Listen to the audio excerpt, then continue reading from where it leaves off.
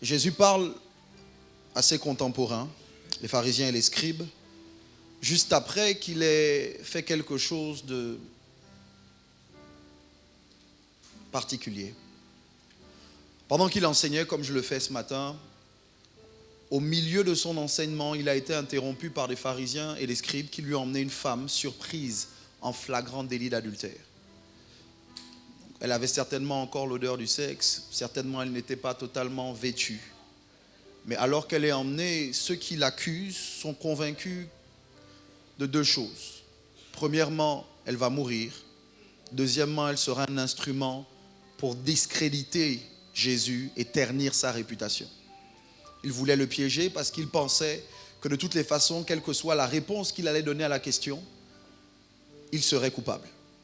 Soit coupable devant la loi de Moïse, soit coupable de non-assistance à personne ou à personne en danger, oui. Les pharisiens lui disent, Moïse dit que ce genre de femme doit être lapidée, toi que dis-tu? Jésus s'accroupit, se baisse, s'écrie au sol, les pharisiens insistent et Jésus répond finalement en disant que celui d'entre vous qui n'a jamais péché jette le premier la pierre. Je l'ai dit au premier, je veux le redire, vous n'êtes pas obligé de choisir parmi les options que vos détracteurs vous proposent. Il y a toujours avec Dieu une troisième option. Et je pense que parfois l'une des difficultés, l'une des choses qui fait que nous perdions face à nos adversaires, c'est que nous n'arrivons pas à voir la troisième option.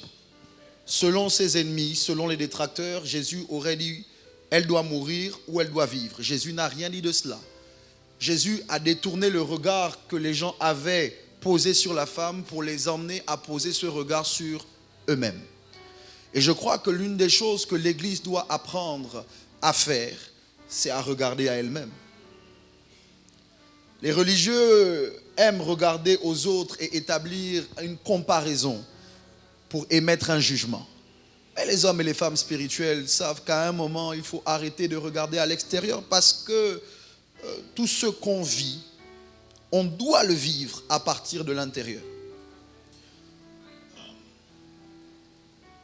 Là, ce dont il est question, au moment où cette femme est mise devant Jésus, c'est la question de la liberté. La liberté. Jésus s'en va, du moins, Jésus continue son discours et là, il commence à parler de son Père, il commence à parler de lui et il arrive à cette portion de texte qu'on a lu ensemble où il dit, vous connaîtrez la vérité et la vérité vous, comment? Et la vérité vous, c'est dans vos Bibles, et la vérité vous, notre façon de le dire, c'est la vérité vous rendra libre. Les pharisiens, entendant ce discours, rétorquent en disant, de quoi parles-tu? Nous n'avons jamais été esclaves de quiconque. Écoutez-moi, je commence doucement, mais je vais quelque part. Jésus leur parle de liberté, mais ces gens disent, on n'a jamais été en prison. Ça veut dire que Jésus et les pharisiens ne parlent pas de la même chose, ou du moins ne parlent pas au même niveau. Les pharisiens parlent d'une liberté physique. Jésus parle d'une liberté intérieure, je voulais dire mentale, spirituelle. Jésus parle d'une liberté à l'intérieur de ses pensées, à l'intérieur de soi. Parce qu'il est possible d'être libre à l'extérieur, mais d'être prisonnier à l'intérieur. Dites Amen. Tu n'as pas de chaîne à l'extérieur, mais tu es prisonnier d'un type de pensée à l'intérieur. Tu n'as pas de chaîne à l'extérieur, mais tu es prisonnier de certains vices à l'intérieur. Tu n'as pas de chaîne à l'extérieur, mais tu n'arrives pas à voir l'espoir, à voir la foi. Tu n'arrives pas à croire que demain sera meilleur qu'aujourd'hui parce que tu es prisonnier d'un type de réflexion à l'intérieur. Et le problème de plusieurs que je rencontre régulièrement depuis des années, c'est que quand bien même nous n'avons pas de restrictions physiques, tu peux te déplacer dans la rue, dans les rues de Libreville, mais en réalité, tu es prisonnier de quelque chose dans ta tête. L'exemple biblique que je peux vous donner, c'est les enfants d'Israël qui, après avoir été esclaves pendant 430 ans, sortent d'Égypte. Ils ne sont plus prisonniers de l'Égypte. à l'extérieur, mais ils sont bel et bien prisonniers de l'Égypte à l'intérieur. C'est un peu comme toi qui dis que tu es chrétien, mais tu penses comme un païen. Tes premières pensées, tes premiers réflexes, c'est pas what would have Jesus done? Qu'est-ce que Jésus aurait fait? Ta première pensée, c'est moi, on ne me parle pas comme ça. Moi, on ne me dit pas ça. Vous savez, je suis surpris de me rendre compte qu'il y a des gens, quand quelque chose de bon vous arrive, vous attendez le malheur. De telle sorte que finalement, quand quelque chose de mal vous arrive, vous dites, je savais les choses de mon corps. C'était trop beau pour être vrai. Mais il y a un type d'individu qui ne s'attend pas au malheur, mais qui s'attend au bonheur, qui s'attend à la paix, qui s'attend au succès. Des gens qui, même quand tout est noir, ils sont convaincus que la lumière jaillira du sein des ténèbres. Il y a des gens qui n'attendent pas le bout du tunnel pour voir la lumière, mais qui ont décidé d'être la lumière au milieu du tunnel. Il y a des gens qui n'attendent pas que les choses changent, mais qui font que les choses changent. Il y a des gens qui ne sont pas des victimes de la vie, mais qui sont des acteurs dans leur propre vie. Je sais que vous avez dû vous rendre compte, mais que c'est dans le livre de Jean qu'il est dit que Jean était le disciple que Jésus aimait. Dans tous les autres évangiles, on ne parle pas de ce disciple. Il n'y a que dans le livre de Jean qu'il est écrit que Jean était le disciple que Jésus aimait. Ça veut dire que quand c'est ton livre et que c'est toi qui écris ton histoire, tu dois t'assurer de te donner un bon rôle. Tu dois t'assurer de te donner un rôle que tu aimes. Je me suis rendu compte que ce n'est que dans le livre d'Exode, si je ne m'abuse, qu'il est dit que Moïse était l'homme le plus patient de la terre. Et c'est qui a écrit le livre. Je ne sais pas à qui je parle, mais je suis en train de dire à quelqu'un que dans ton livre, tu ne peux pas avoir le mauvais rôle. Dans ton livre, tu ne peux pas être une victime.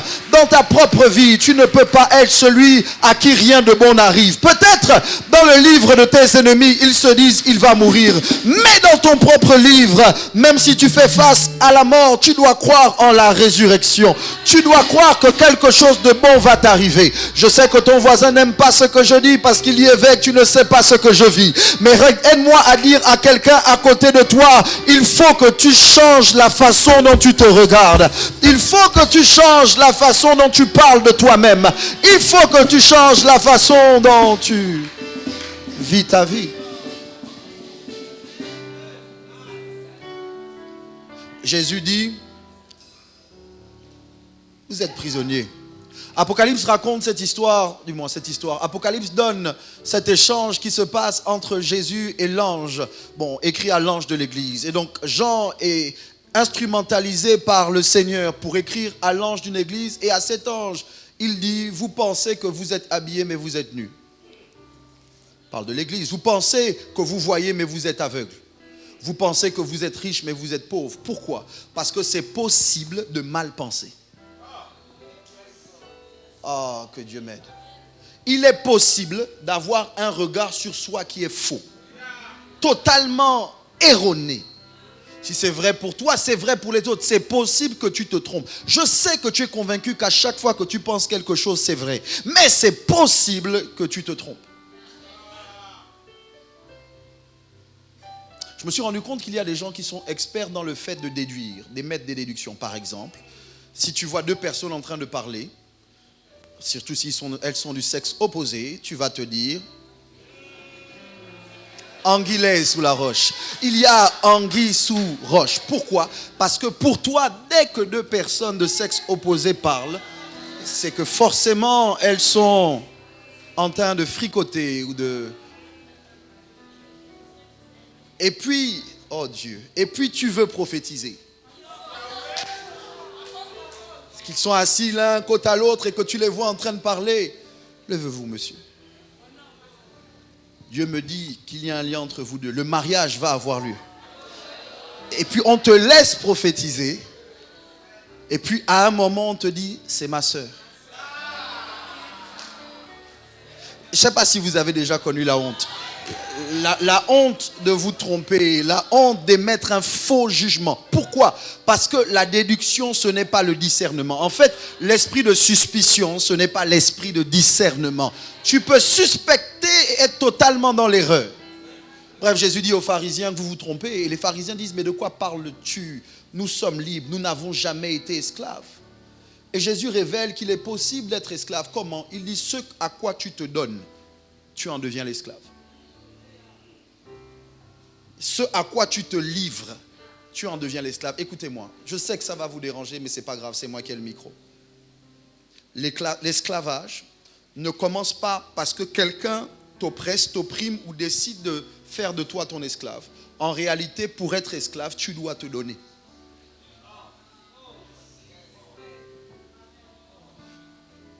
Tu dois accepter de laisser partir, de perdre ta liberté. Tu dois te donner. Dites Amen. Amen. Tu ne peux pas être esclave sans ton consentement. C'est Eleanor Roosevelt qui dit, si je ne m'abuse, personne ne peut te faire du mal ou vous faire du mal sans votre consentement. Okay. Ça m'a dérangé parce que des gens nous font du mal. Mais écoutez, la profondeur de cette pensée, c'est qu'en réalité, quelqu'un peut vouloir te faire du mal, mais quand le mal vient à toi, Dieu le change en bien. C'est possible que quelqu'un veuille te faire du mal, mais tu ne le perçois pas comme un mal à cause de comment tu te regardes. À cause de la compréhension que tu as, à cause du fait que tu saches qui tient ta vie dans ses mains. Joseph dit, vous avez voulu me faire du mal, mais Dieu l'a changé en bien. C'est pas grave, c'est pas pour ce culte. Yes, Lord, I heard you. Je prie au nom de Jésus que tout le mal qu'on essaye de te faire, au moment où ça arrive à toi, que ce soit changé en bien. Je prie au nom de Jésus que toutes les attaques, toutes les calomnies, toutes les critiques, tout ce qui est fait contre toi, que tu le perçoives comme étant un marchepied pour arriver à ta destination. De quoi est-ce que nous parlons? Nous parlons du fait qu'il est possible, tout en ayant été en conflit, du moins, tout en étant en conflit avec des gens, de ne pas être victime de ce que les gens veulent nous faire. Pourquoi? Parce que si je suis libre à l'intérieur de moi, même si tu me mets en prison, je crois que c'est Nelson Mandela qui a démontré qu'il est possible d'être dans les chaînes, mais de ne pas être un prisonnier. Comment est-ce que la prison ne casse pas ton moral? Comment est-ce que cette situation ne te brise pas? Parce qu'en réalité, je n'ai pas le contrôle sur l'extérieur, mais j'ai le contrôle sur l'intérieur. Je ne sais pas comment ça va se passer totalement à l'extérieur, mais le bateau ne coule pas tant que l'eau ne rentre pas à l'intérieur. Comment est-ce que CRN tient au fil des années? Comment est-ce que nous faisons pour rester debout alors qu'il y a eu des trahisons, des départs, des calomnies? Comment est-ce que notre Père fait pour aller à contre-courant et les réseaux sociaux ont été le lieu d'une humiliation? Des gens qu'il a élevés, à qui il a prêché, ont pris leurs doigts pour saisir des ignominies et des atrocités sur les réseaux. Comment fait-il? Parce qu'à un moment, tu dois décider. Est-ce que ces gens, ce qu'ils font, va t'atteindre, ou tu décides que ce que tu as à l'intérieur de toi, les convictions que tu as, vont te pousser à aller jusqu'au bout? Les gens libres ne vivent pas des acclamations. Les gens libres ne peuvent pas vivre de ce qui se passe à l'extérieur. Quand tu es libre, c'est pas qui est avec moi, c'est pas à l'extérieur, parce que celui qui est en moi est plus fort que celui qui est. Je reçois régulièrement des gens en entretien qui me disent, évêque, tu ne sais pas ce que je vis. Tu ne sais pas ce que je vis dans ma famille. Ma mère est comme ci, mon père est comme ça, mon frère est comme ci, mon mari est comme ça, ma femme est comme ça. Mais à aucun moment de leur échange, ils ne vous disent comment ils sont. Tu arrives à me dire tout ce que les autres sont, mais toi, qui es-tu? You be you. Qui es-tu? Qui es-tu? Parle à quelqu'un à côté de toi, dis-lui, sois libre. Non, cherche quelqu'un d'autre, dis-lui, sois libre. Sois libre des reproches, sois libre de la condamnation, sois libre de la culpabilité, sois libre.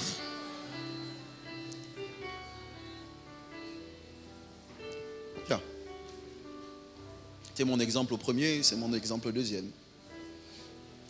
Vous connaîtrez la vérité et la vérité vous affranchira. Je veux courir pour vous dire qu'il n'est pas possible d'être libre sans avoir accès à un nouveau savoir. En fait, la vie que tu vis est fonction de ce que tu connais. Et si tu veux avoir accès à une autre liberté, tu dois avoir accès à une autre connaissance. Je travaille énormément ces derniers temps, à mon niveau en tout cas, pour avoir l'argent. Parce que je sais que si je n'ai pas les finances auxquelles j'aspire pour l'instant, ce n'est pas la faute de Dieu.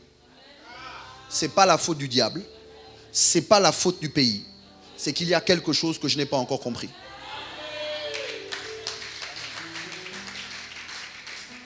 Et donc, tout mon travail en ce moment, c'est avoir accès au savoir. J'écoute, je lis, je prie, je réfléchis, parce que je sais que c'est possible d'être riche et d'être riche au Gabon. C'est pas grave. Je vais dire ça ici, parce qu'ici, il y a beaucoup de riches. C'est possible d'être riche et d'être riche au Gabon. Je dirais que les riches commencent à se réveiller un peu partout. C'est possible d'être riche et d'être riche au Gabon. Ici, je n'ai même pas demandé parce qu'il y a des milliardaires. C'est possible d'être riche et d'être riche au Gabon. Maintenant, suivez-moi. Vous connaîtrez la vérité et la vérité vous affranchira. Suivez-moi. Important, je le dis, c'est une redite. Mais ce n'est pas la vérité qui vous affranchit. C'est la connaissance de la vérité qui vous affranchit. Ça veut dire que vous pouvez avoir accès à une vérité tant que vous ne l'avez pas reçue. Elle ne vous libère pas. Par exemple, je dis à Yoldin, aïe, je viens de verser, on va être gentil, 10 millions dans ton compte. Non, attendez. Yoldin a dit amen, tu as dit amen à sa place, mais regardez où est le problème. La première chose qui est problématique, c'est qu'il faut qu'il ait un compte.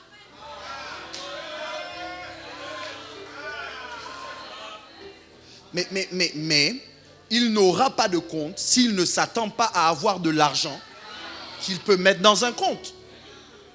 Récemment, on m'a fait une offrande, Père. On m'a fait une offrande récemment. Avant qu'on me fasse l'offrande, j'étais dans une retraite, je priais. Pendant que j'étais en train de prier, je parlais à Dieu de l'argent et du fait que j'aime pas la pauvreté, ça me va pas bien, ça me ressemble pas. Et que c'était bien d'avoir de l'argent pour pouvoir aider le maximum.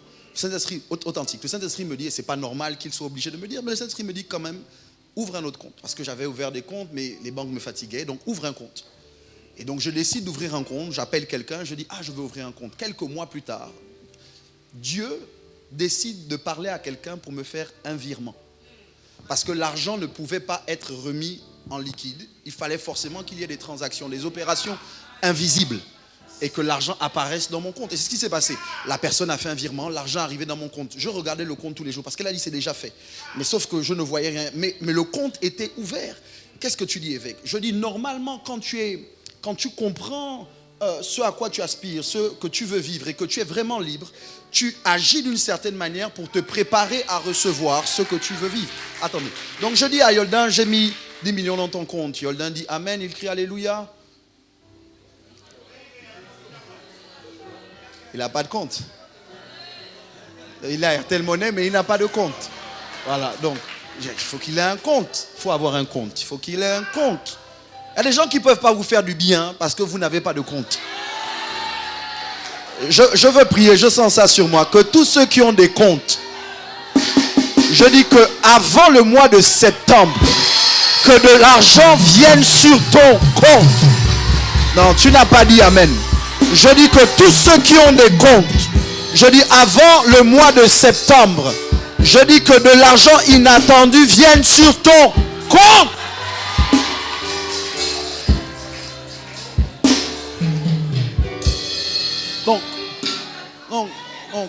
Donc, Macha brade palita le brade allo paliate Quelqu'un dit sur tous les comptes. Quelqu'un me dit j'ai 4 comptes. Ok.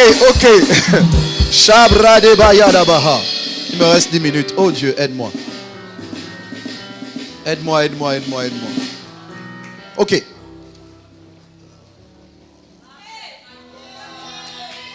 Vous voyez que l'argent vient d'arriver chez Yoldan. Ok. Mais le problème, après que je lui ai dit que l'argent est dans son compte, c'est une vérité. Mais s'il ne la connaît pas, s'il ne la reçoit pas, la vie de Yoldan ne change pas. Ok. On dirait que la vie de Yoldan change. Mais donc s'il ne la reçoit pas, la vie de Yoldan ne change pas. Qu'est-ce que Yoldan doit faire? Yoldan doit aller vérifier son compte. Parce que si je lui ai dit que l'argent est sur ton compte, j'ai fait un dépôt, j'ai fait un virement, Yoldan doit aller vérifier son compte. Et après avoir vérifié son compte, Yoldan, parce qu'il a sa carte bancaire, Yoldan doit pouvoir soit retirer, soit faire des transactions avec sa carte. Suivez-moi. La vérité ne te bénéficie pas si tu ne la reçois pas et si tu ne l'appliques pas. C'est comme un virement fait dans ton compte, tu ne vérifies pas et tu n'utilises pas, ta vie ne change pas.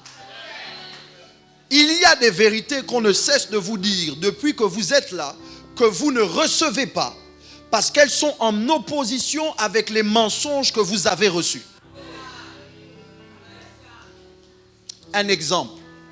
Tu ne seras jamais. Tu ne feras jamais. Pour qui te prends-tu? Qu'est-ce que tu penses? On était à Port-Gentil, je crois que c'est 2016. On est en convention, et puis notre père se tient debout sur l'estrade alors que nous sommes en convention, et il dit, Dieu a dit, ne bougez pas. Restez là. Il y a des gens qui vont partir, mais ceux qui restent, Dieu va les faire prospérer. C'est dit, c'est une vérité. Et puis au milieu de ce qui est dit, il y a quand même des gens qui sont là, qui écoutent la vérité et qui partent. Pourquoi? Parce qu'ils ont le sentiment que ce qu'on leur dit est moins vrai que ce qu'ils vivent. La réalité est souvent en opposition à la vérité. Mais la réalité, si elle est en opposition à la vérité, c'est que la réalité est un mensonge. Que Dieu soit reconnu pour vrai et tout homme pour menteur.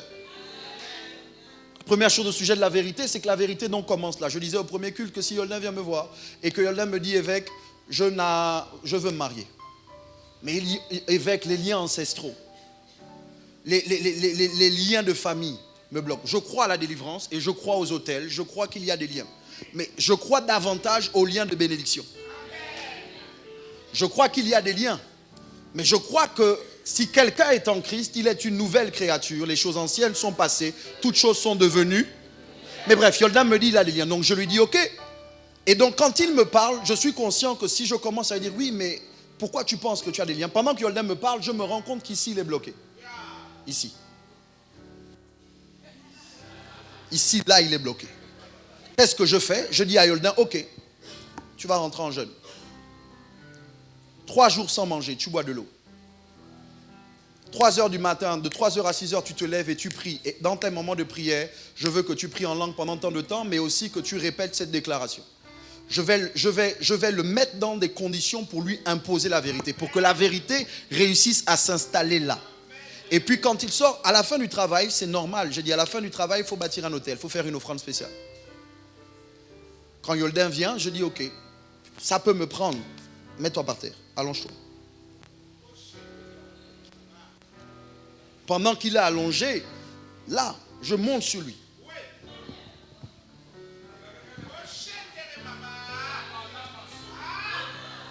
Pendant que je monte sur lui, je décrète et je déclare qu'il ne sera pas soumis à une autre loi, si ce n'est à la loi de Dieu. Je dis tous les liens familiaux, toutes les lois ancestrales qui parlaient contre sa destinée, il ne les vivra pas. La loi de Dieu s'impose à lui. Puis Yoldan se lève. Après avoir fait tout ça, je dis Yoldan, c'est bon. Épouse la filoterie.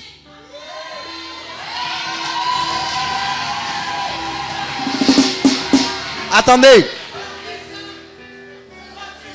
Mais, si Yoldan n'est pas délivré, Yoldan va me dire, à la moindre petite difficulté, évêque, il y a quelqu'un qui a bâti un autre hôtel. Il y a d'autres liens. Peut-être, évêque, je devais jeûner 1 mois au lieu de 3 jours.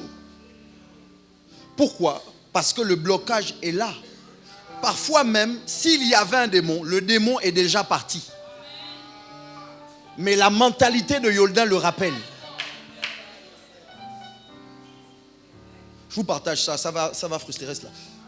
Ce que je crois, c'est qu'il y a des gens comme moi qui n'ont pas besoin, pour avoir certaines choses, de rentrer dans des jeûnes de 3 jours, qu'on marche sur eux. Pourquoi? Parce que ici, au niveau de ma tête, l'éducation que j'ai reçue, naturellement et spirituellement, très tôt, font que j'ai beaucoup plus de foi en Dieu et en ses serviteurs qu'au diable et en ses agents. Donc, normalement, je devrais pouvoir dire à Yoldan, qui est fils de CRN depuis des années, qui a été tenu par l'évêque Nadia, qui a été on était à Cornerstone, qui est à l'église centrale, qui écoute nos messages. Normalement, quand il me dit évêque, j'ai du mal à me marier, et je lui dis, viens me voir, je dis, ok, Yoldan, va en paix, marie-toi. Et puis il va se marier. Sans prière, attendez, n'attendez pas d'abord. Sans jeûne, sans prière, sans rien. Pourquoi? Parce qu'il est déjà libre. Je suis à Port-Gentil en séminaire, dans une église, et on m'emmène des gens en entretien. Pendant qu'on m'emmène quelqu'un en entretien, il y a une femme qui est vraiment en difficulté, parce que relationnellement, ça ne va pas. Dans sa famille, il n'y a pas de mariage. Elle ne se marie pas, ses sœurs ne se marient pas. Et si quelqu'un se marie, le mari ou la femme meurt prématurément. Donc je suis là, et elle me parle, et puis tout d'un coup, il y a une rage dans mon cœur. Parce que pendant qu'elle me parle, elle fait l'apologie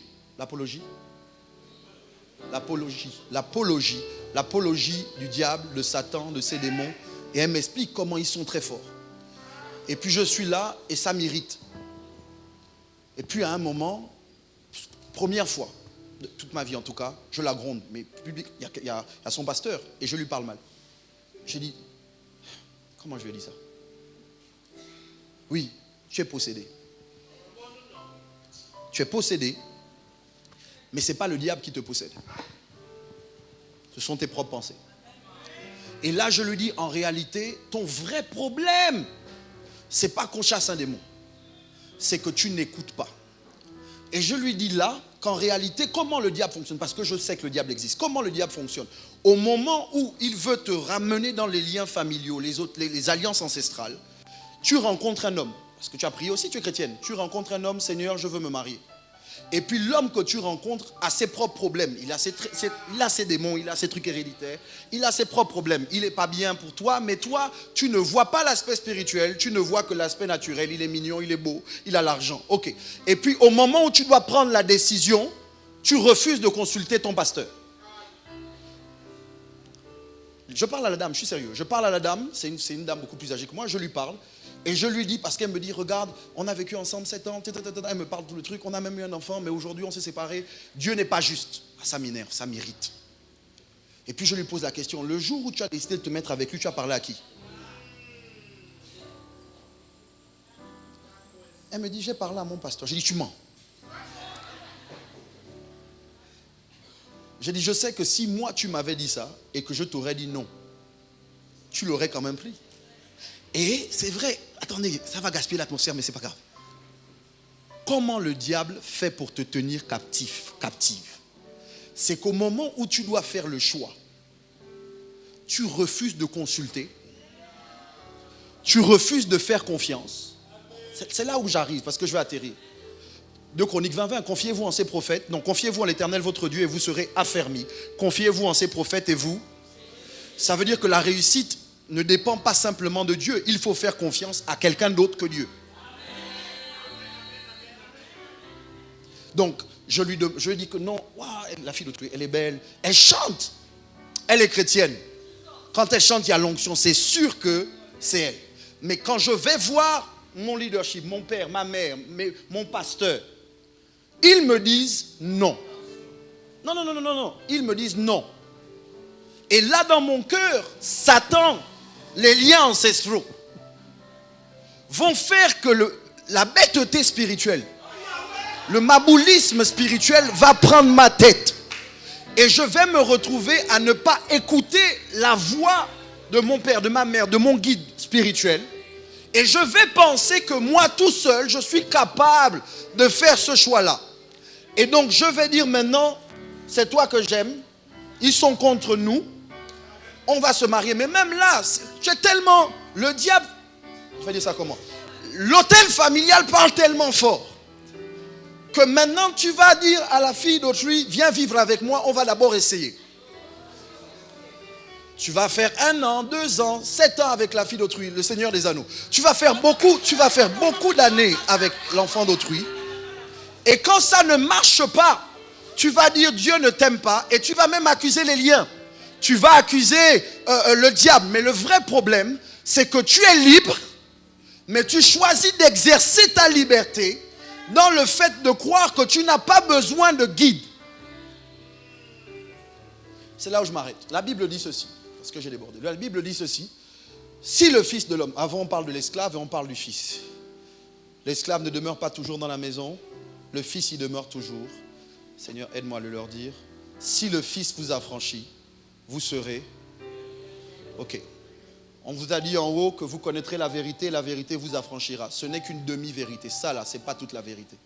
Pour être libre, vous ne pouvez pas juste avoir accès à la connaissance de la vérité. Vous devez avoir accès à quelqu'un. Si le Fils vous affranchit, vous serez, dites réellement, réellement libre. Donc ça veut dire que si le Fils ne t'affranchit pas, tu n'es pas... Aidez-moi, attendez. Aide-moi. Si vous êtes en prison, accusé, jugé par un tribunal et que le juge a dit une sentence de 6 ans et que quelqu'un d'autre, par exemple le geôlier de prison, ouvre la porte et vous fait sortir, vous êtes libre en apparence, mais vous n'êtes pas réellement libre. Pourquoi? Parce que le juge est plus grand que le geôlier. Mais si le président de la République, par décret présidentiel, décide de faire une grâce, de vous offrir ce qu'on appelle la grâce présidentielle, ça s'est passé hier, pour Gbagbo. Quel que soit le tribunal qui vous a condamné, la voix du président est beaucoup plus forte que la voix du juge. En fait, non. La position du président est plus grande que la position du juge. Donc, la liberté ne dépend pas juste d'avoir accès à une connaissance, mais c'est qui te libère. Jésus dit, si le Fils vous affranchit, vous êtes réellement libre. Je n'ai pas le temps de rentrer dans cette révélation. Parce qu'on ne dit pas si le Père vous affranchit. On dit si le Fils. Je ferme la parenthèse. Mais si le Fils vous affranchit, vous êtes réellement. Ça veut dire que si le Fils te libère, mais qu'un sorcier au village t'a lié, tu n'es plus lié. Si le marabout du quartier essaye de faire des choses contre toi, tu n'es plus lié. Quelle que soit la malédiction familiale, tu n'es plus lié. Maintenant, j'explique. Voilà pourquoi j'ai du mal avec vous. Parce que vous accordez moins d'importance à la voix de notre Père qu'à la voix de quelqu'un dans le quartier, au village, dans le travail. Moi, je suis conscient que si je suis dans une situation de crise et que je ne vois pas le bout du tunnel et qu'on m'a dit tu ne vas pas t'en sortir, si il parle, il n'a pas besoin de marcher sur moi. Il n'a pas besoin de gesticuler. Il n'a pas besoin de me verser l'huile. Dis seulement un mot. Attendez. Oh Dieu, aide-moi.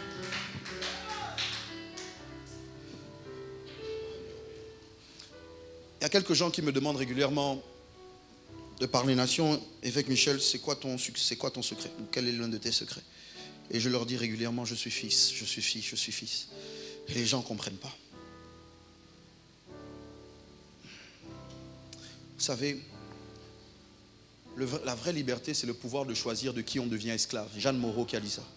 Jeanne Moreau a dit, la liberté, c'est le pouvoir de choisir de qui tu es l'esclave. Et beaucoup d'entre vous, vous n'êtes pas libres parce que vous n'êtes pas esclave de Christ. Vous voulez être libre du diable, mais vous ne voulez pas être esclave de Dieu. Maintenant, je vous explique pourquoi je termine avec ça. J'ai fini. Je suis dans une situation où financièrement ou non, je fais une dépression. Je fais une dépression il y a quelques années, mais vraiment, vraiment prononcée, parce que je n'arrive plus à percevoir pourquoi je vis. Parce que je suis frustré par beaucoup de choses, le travail, vous, beaucoup frustré, beaucoup. Puis j'appelle mon père. Je suis en larmes. Je l'appelle au bureau. Et j'ai dit, ça va pas. Vraiment, ça va pas. Et il me dit, ok, arrête ce que tu fais, rentre. Et je lui dis, ouais, mais il y a le culte. Laisse-moi finir le culte de dimanche. Et puis, je viendrai. Parce qu'il me dit, viens, je veux prier pour toi. Et je finis de prêcher dimanche. Vous ne savez pas que je déprime, que je pleure à mourir, que je pleure tout seul. Il sait. Donc quand je finis le culte de dimanche, je vais vers lui. Mon père me dit, viens, je vais prier pour toi. Et puis on fait une semaine à peu près ensemble. Et il ne prie pas pour moi comme ça. C'est-à-dire, il me dit, il va prier pour moi. Mais à aucun moment, il ne m'attrape la main. On ne se met à genoux quelque part. Il ne dit, lève les mains, fils. La vie, la vie, la vie, la vie, la vie. La mort sort, la mort sort. Et je déprime encore plus. Parce que là, je déprime parce que je ne vais pas bien, mais je déprime aussi maintenant parce que j'ai le sentiment qu'il ne prie pas pour moi, comme il a dit. Et puis, au milieu de ma folie, Dieu me parle. En me disant, est-ce que c'est parce qu'il ne te touche pas que tu penses qu'il ne prie pas? Et puis, Dieu m'emmène à un autre niveau de conscience. Je prie Dieu que quelqu'un le saisisse. Dieu m'emmène au niveau où sa présence est une prière. Je suis pendant une semaine, 2 semaines, dans le même environnement que lui. Il me parle parce que je suis à ses côtés. Il y a des prières qui montent pour lesquelles il n'a pas besoin d'ouvrir la bouche devant moi. Mais parce que je suis à ses côtés, à ce moment-là, je ne peux pas mourir.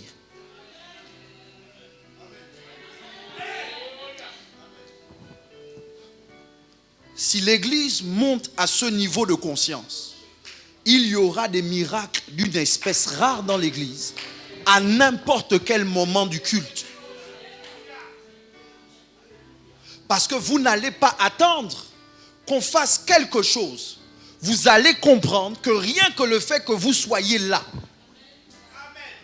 vous ne pouvez pas être esclave dans vos lieux de travail de quelqu'un qui consulte les morts, qui mange le bois sacré ou qui dort dans les tombes. Ce n'est pas possible que tu sois en Christ et que tu sois dans une alliance avec Dieu au travers d'un homme et que tu sois en même temps la victime de quelqu'un qui ne connaît pas Dieu. Lorsqu'on dit que les familles chrétiennes posséderont le pays, toi tu es en train de dire comment ça va se faire. Nous on dit Seigneur, c'est par nous que tu vas le faire. Quand on déclare que nous sommes dans une saison, my God I heard you, où à l'église centrale Dieu va élever plusieurs, les gens se disent mais comment? J'ai fini. Au premier culte, j'ai annoncé, parce que je l'ai entendu dans mon esprit, une saison de grâce et de miséricorde. La différence, la grâce, c'est ce que Dieu te donne, ce que tu ne mérites pas. La miséricorde, c'est Dieu qui ne te donne pas ce que tu mérites. Tu mérites la mort, mais tu ne meurs pas. Dieu te donne la vie.